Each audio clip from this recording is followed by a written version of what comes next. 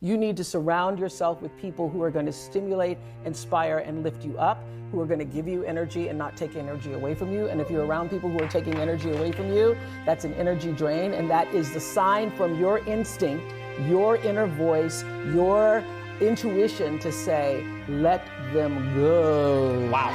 Yeah. Wow. When you look at successful people, you've talked to everyone in the world who is successful.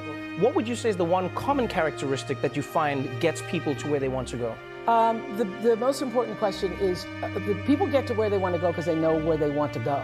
Oh, wow. Most people don't know where they want to go. Most people, a lot of people are going and being driven by what they think they should do, right, what other people say they should do, what they have carried in their mind for a long time they should do. But the most important question you can ever ask yourself is, what do I really want? Wow. And the answer to that, once you can establish for yourself what the answer to that is, and have everything you do, every choice you make, move you in the direction of what you say your vision is. Right. Yeah.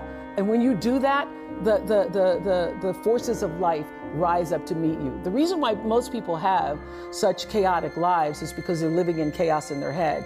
And as soon as you get clear, it clears up. And what your real job is to do is to come to the world and understand that your job is to figure out what it is you have to offer. Right. Like what you do every night looks like a talk show, but what you're offering us is relief. What you're offering us is a way to see ourselves differently. What you're offering us is humor, but what you're offering us is a way in to see our culture.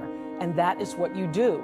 And so it's bigger than a talk show. It's bigger than just this moment with you and I sitting in the chair. Wow. Because what you are broadcasting to the world is this sort of essence of yourself. You know, your purpose is greater than this moment in this chair. But I had been demoted from the news because I was too emotional.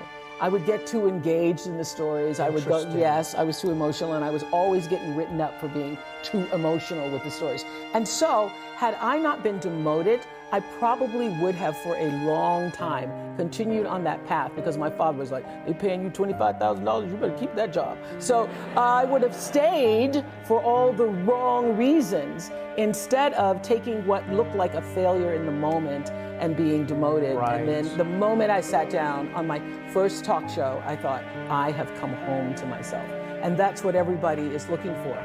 The path that allows you to come home to yourself. The great reward and joy comes from being able to lift other people up. Right. To look back or reach back and lift other people to the highest level of themselves, because that's really what we're all looking for. Right. That's what I say in here. That the reason why there is common ground for all of us is because you want the same thing I want. And even in my position in life, I'm still reaching for what is the truest, highest expression of myself as a human being. Wow. That's the path you're looking for. And when you know that that's what we're all looking for, so my job is, I think I've found that, and I continue to find it by helping other people to find that for themselves.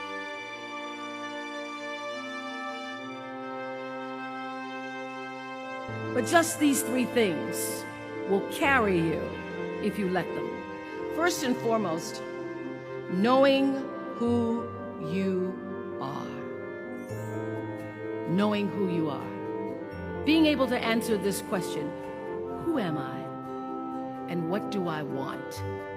I'm asking the bigger question of who am I? Who am I really? My answer is I am God's child. And understanding that because I am connected to the source of all that is possible for me. That's who I am. And what do I want? I don't want to just be successful in the world.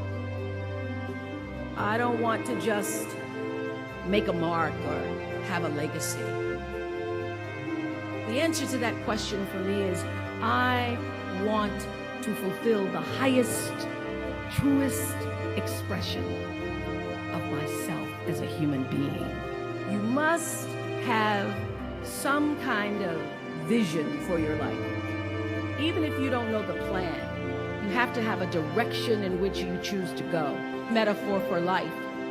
You want to be in the driver's seat of your own life, because if you're not, life will drive you. Number two, you must find a way to serve.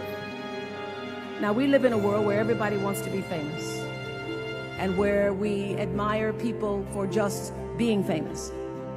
We think being known brings us value. The truth is, all of that will fade in time. Service and the significance that you bring to your service is that which is lasting.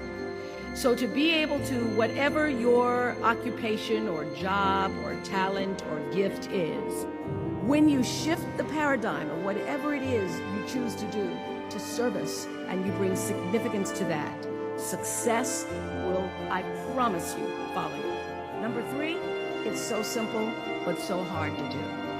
Always do the right thing. Be excellent. People notice.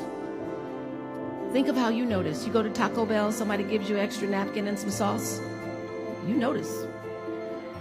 You want to go back to that person. Because even at Taco Bell, excellence shows itself. Be excellent. Let excellence be your brand.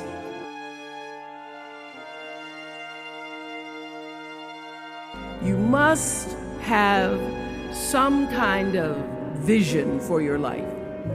Even if you don't know the plan, you have to have a direction in which you choose to go. I never was the kind of woman who liked to get in a car and just go for a ride. I had a boyfriend who would say, let's just go for a ride. I want to know, where are we going? Do we have a destination? Is there a plan? Or are we just riding? What I've learned is that's a great metaphor for life. You want to be in the driver's seat of your own life, because if you're not, life will drive you.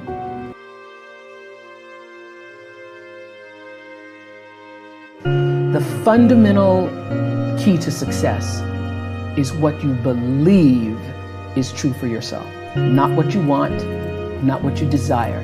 It's what do you believe? You know, you can say, I want to be the most successful person in the world. Yeah. But if you believe that there's a glass ceiling and you're going to have a hard time kicking through that glass ceiling, you will be defined by the glass ceiling.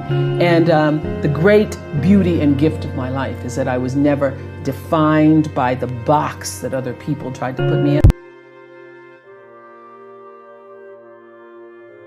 People don't always like you, and they're not always happy for you. And if you surround yourself with people who are not accustomed to your success, they become fearful, they become scared, because you are reflecting back something to them that they don't recognize. Now, they're not going to say, you know, I'm very fearful, because you're reflecting back to me something I don't recognize. They're going to say, you know what they're going to say? They're going to say, who she thinks she is. Who she thinks she is. That only happens when you are around people who do not mean and want and aspire to the best for you. People who want the best for you want you to be your best. You want to know what the saddest thing is? We live in a world of hypocrites where people wish for your failure, but smile in front of you as if they love you. If I had to live my life over again, I wouldn't change a thing except I'd open my eyes a little more. Sometimes my excessive kindness causes me problems. I realize I've been too kind and too naive. I've learned that it's not my job to fix what I didn't break. I used to fear losing people, but now I fear losing my time. If I live according to others' opinions, I will never become the person I was meant to be. Life is too short, so I enjoy each day, laugh whenever I can, cry only when necessary, and never let anyone bring me down. One value I never want to lose is my dignity. I've realized that as I grow, there will be fewer people around me. A mature mind does not tolerate falsehood in others. Let them lose you if they think you're not enough. If they don't see your value, let them walk. People make time for who they care about, and if they're not making time for you, then believe them when they say they're too busy. Don't force it. If they wanted to be with you, they would be. If they choose something or someone else over you, let them. It hurts, but you can't make someone feel what they don't. You shouldn't have to beg for someone to care, to love you, to put in the effort. If they're okay with going weeks without talking to you or never seeing you, let them go. Don't make someone a priority when all you are to them is an option. If they're showing you who they really are, believe them. Focus on those who see your worth without you having to prove it. Your energy should be spent on those who show up for you without being asked. Don't chase someone who's already shown they can live without you. Let them go and keep moving forward because you deserve more than being an afterthought. At the end of the day, remember your worth. Don't settle for less than what you know you deserve. But no matter what challenges or setbacks or disappointments you may encounter along the way, you will find true success and happiness if you have only one goal. There really is only one, and that is this: to fulfill the highest, most truthful expression of yourself as a human being. You want to max out your humanity by using your energy to lift yourself up, your family, and the people around you. Theologian Howard Thurman said it best. He said, "Don't ask yourself what the world needs. Ask yourself what makes you come alive, and then go do that. Because what the world needs is people who have come alive."